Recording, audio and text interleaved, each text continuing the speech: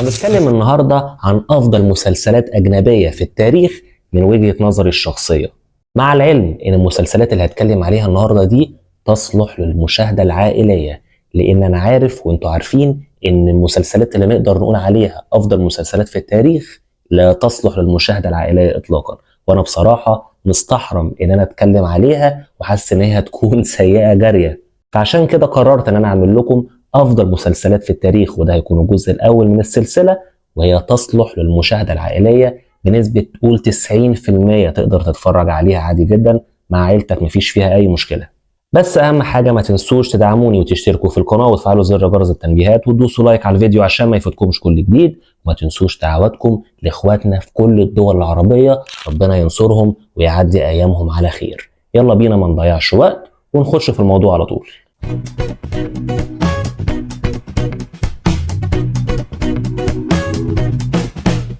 ومعانا أول مسلسل لازم أتكلم عليه طبعا، وهو مسلسل بريزون بريك. مسلسل بريزون بريك هو مسلسل أمريكي بيحكي عن مايكل سكولفيلد، وهو مهندس عبقري بيحاول ينقذ أخوه لينكولن بروز اللي اتحكم عليه بالإعدام ظلما. مايكل بيخطط يدخل السجن بنفسه علشان يساعد أخوه إنه يهرب، وبيرسم وشم على جسمه فيه الخطة العبقرية اللي هو قرر ينفذها عشان يساعد أخوه من الهروب من السجن. المسلسل ده قبل ما يصوروه كانوا مقررين إن هم يصوروه في سجون حقيقية، لكنه اتمنع من عرضه في 13 دولة إن يتم التصوير فيهم عشان ما يساعدش المساجين على الهروب. المسلسل ده من النوعية اللي تقدر تقول عليها حرفيا بلا منازع من أفضل المسلسلات اللي في التاريخ، ومن النوعية اللي انت كل حلقة بتخلصها ما بتقدرش تستنى ان انت تشوف الحلقة اللي بعدها. يعني أراهنك إن أنت لو شفت أول حلقة منه مش هتقدر تستنى للحلقة اللي بعدها، فلو أنت ما شفتهوش أنصحك بيه حالا.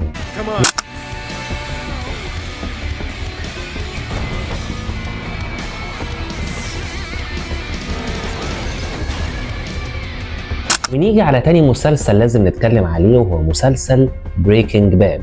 مسلسل بريكنج باد هو مسلسل أمريكي بيحكي عن والتر وايت، وهو مدرس كيمياء بيتحول لصناعة وبيع مخدر معين اسمه الميثاميفيتين بعد ما عرف انه مصاب بالكانسر علشان يؤمن مستقبل عيلته. بيشترك معاه في الرحلة دي تلميذه السابق وهو جيسي بينكمان، وبيواجهوا مع بعض تحديات ومخاطر كتيرة في عالم الجريمة. طبعا مسلسل بريكنج باد هو غني عن التعريف، وفي منكم كتير ما يعرفش ان المسلسل ده مستوحى من قصة حقيقية، والشخصية الحقيقية فعلا فيه اسمه والتر وايت، وهو برضو كان مدرس كيمياء وتحول لصناعة المخدر اللي اتكلمنا عليه زي ما حصل في احداث المسلسل بالظبط. استخدام الالوان في التفاصيل اللي موجودة في الحلقات ما كانش بشكل عشوائي، كان كل لون بيمثل تطور في الشخصيات أو حالة نفسية. المسلسل ده حاصل على 16 جايزة ويعتبر واحد من أفضل المسلسلات اللي في التاريخ بلا منازع. لو لسه ما شفتوش أنصحك برضو تبدأ بيه حالا.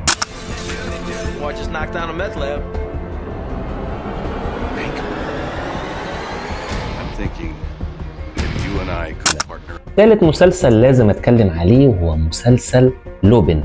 لوبين هو مسلسل فرنسي بيحكي عن أساني ديوب، وهو شاب مستوحى من مغامرات اللص النبيل أرسن لوبين، وبيستخدم مهاراته في السرقة والتنكر عشان ينتقم لوالده اللي اتظلم من عيلة غنية.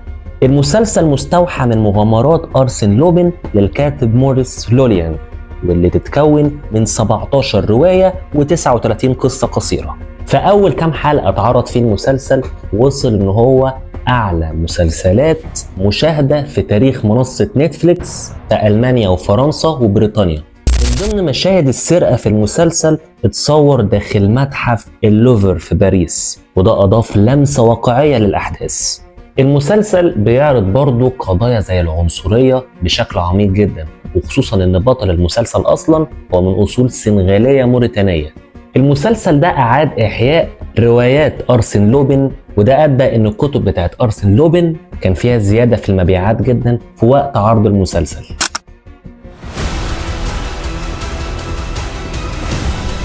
You underestimated me. You saw me. من المسلسلات اللي لازم اتكلم عليها برضو وهو مسلسل تشيرنوبل.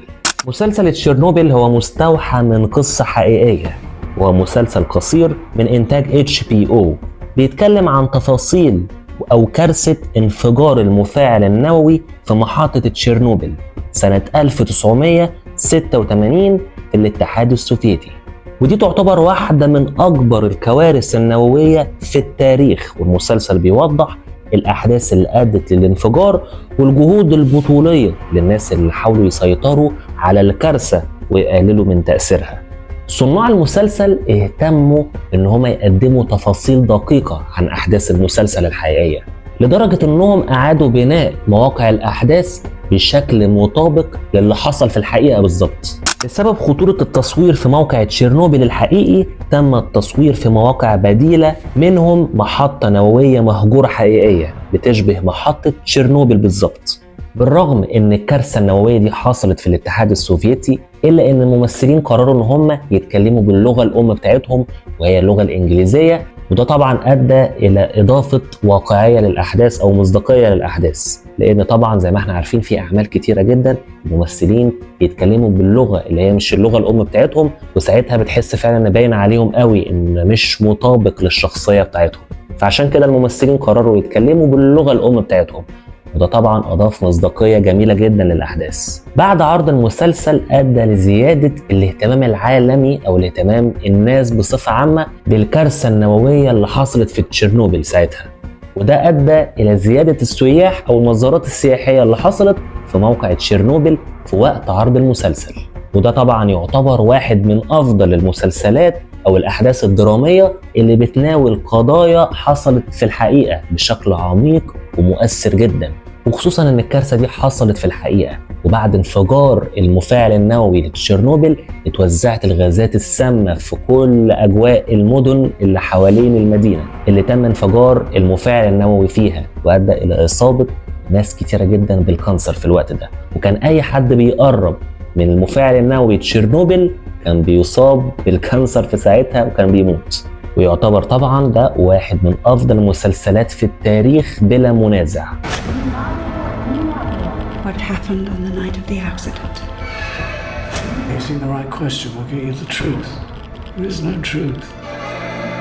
من المسلسلات اللي لازم اتكلم عنها برضو وهو مسلسل شيرلوك. هو مسلسل بريطاني بيقدم نسخة معاصرة من مغامرات المحقق الشهير شيرلوك هولمز اللي ابتكرها الكاتب السير آرثر كونان.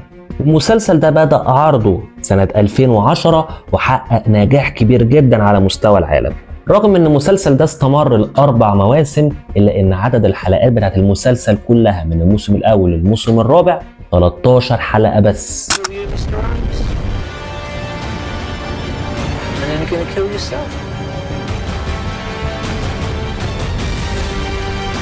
وكان مدة الحلقة 1.5 ساعة، فيعتبر الحلقة تقدر تعتبرها فيلم قصير مثلا. المسلسل تم تصويره في مواقع حقيقية في لندن زي شارع باكر ستريت اللي بيعيش فيه تشيرلوك، وده أضاف واقعية كبيرة للأحداث. بعد عرض المسلسل زادت مبيعات روايات تشيرلوك هولمز الأصلية بشكل ملحوظ. من المسلسلات اللي لازم اتكلم عنها برضه هو مسلسل The Walking Dead. هو مسلسل بيحكي عن قصة مجموعة من الناجين بعد كارثة عالمية حولت البشر لكائنات متوحشة تسمى الموتى السائرون أو الزومبي. في وقت عرض المسلسل حقق نجاح كبير جدا ومشاهدات عالية جدا، وصلت 17 مليون مشاهدة في بعض الحلقات بتاعته. طبعا تم انتاج كتب والعاب فيديو ومسلسلات مشتقه من مسلسل ذا ووكينج ديد، وده ادى الى توسع عالم ذا ووكينج ديد عالميا.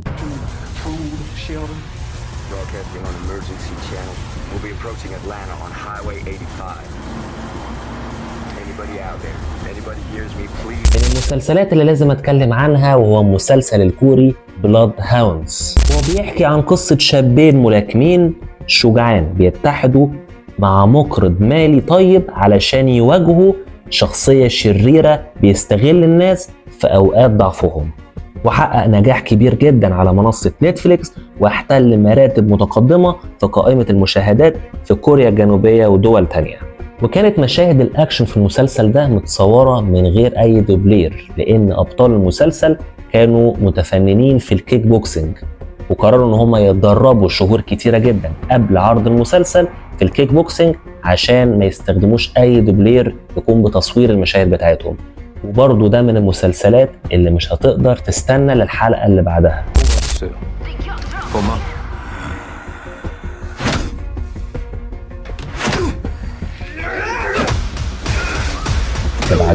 آخر مسلسل لازم نتكلم عنه هو مسلسل كوري برضه، هو مسلسل بلايند. قصة مسلسل بلايند بتتكلم عن إن في شاب محقق بيتورط في سلسلة من جرائم القتل، فبيخوض رحلة مليانة مخاطر بمساعدة أخوه القاضي عشان يكتشفوا عن الجاني الحقيقي أو القاتل المتسلسل الحقيقي. ده من نوعية المسلسلات اللي هتفضل تشك في كل شخصيات المسلسل ان هم ممكن يكونوا القاتل المتسلسل اللي انت بتدور عليه، وفي الاخر عمرك ما كنت هتتصور مين اللي هيطلع القاتل المتسلسل. هتشك حتى في البطل نفسه، انت ممكن تشك في نفسك انت شخصيا ان انت القاتل المتسلسل بتاع المسلسل ده.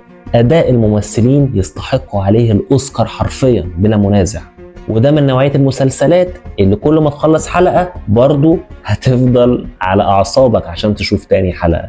المسلسل ده هيخليك برضو تتعاطف مع القاتل المتسلسل نفسه شخصيا عشان هيعرفك ايه هي الدوافع اللي بتخليه يرتكب جرائم القتل دي. ده بالنسبة لي افضل مسلسل جريمة وغموض في التاريخ بلا منازع.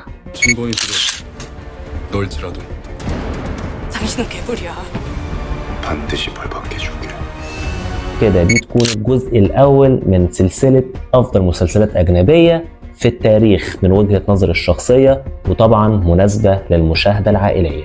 وبس كده دي تكون نهاية حلقتنا، اتمنى ان هي تكون عجبتكم. لو عجبك الفيديو ما تنساش تدعمني وتشترك في القناة وتفعل زر جرس التنبيهات وتدوس لايك على الفيديو عشان ما يفوتكمش كل جديد. كان معاكم محمد العيدي، السلام عليكم.